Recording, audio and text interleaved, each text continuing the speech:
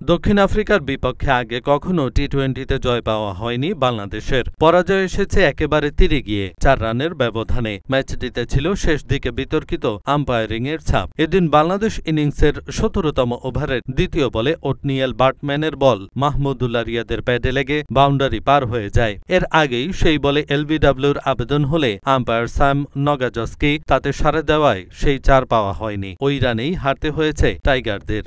যদিও পরে আম্পায়ারের সিদ্ধান্তের বিরুদ্ধে রিয়াদ রিভিউ নিলে দেখা যায় সেটি নট আউট। টিভি রিপ্লেতে দেখা যায় বলটি আঘাত করত লেগ স্ট্যাম্পেরও বেশ বাইরে। তবে আম্পায়ার আগেই আউট দিয়ে দেওয়ায় আইসিসির নিয়ম অনুযায়ী সেই ৪ রান যোগ হয়নি স্কোরবোর্ডে। ম্যাচ শেষে বিতর্কিত আম্পায়ারিং নিয়ে বাংলাদেশের হয়ে সর্বোচ্চ রান করা তাওহিদ হৃদয় বলেন, সত্যি বলতে এটা গুড কল ছিল না। ম্যাচটা টাইট ছিল। আম্পায়ার আউট দিয়ে দিলেন, আমাদের জন্য এটি মেনে নেওয়া কঠিন। ওই ৪ রান হলে ম্যাচের দৃশ্য বদলে যেত। এ নিয়ে আমার আর কিছু বলা ঠিক হবে না। আম্পায়ারিংয়ের উন্নতির কথাও বললেন হৃদয়। নিয়ম তো আইসিসি কি করেছে এটা তো আমার হাতে নেই, কিন্তু ওই ৪টা রান আমাদের জন্য অনেক গুরুত্বপূর্ণ ছিল। আম্পায়ারও মানুষ, ভুল হতেই পারে, কিন্তু আরও ২-১টা ওয়াইডও দেয়নি। এমন ভেন্যুতে খেলা যেখানে রান হচ্ছে না, লো স্কোরিং ম্যাচ, সে জায়গায় ১-২ রান অনেক বড় ফ্যাক্ট। ওই ৪ রান বা ২ ওয়াইড ক্লোজ কল ছিল। আমার আউটও আম্পায়ার্স কল ছিল। এই জায়গাগুলোতে উন্নতির জায়গা আছে।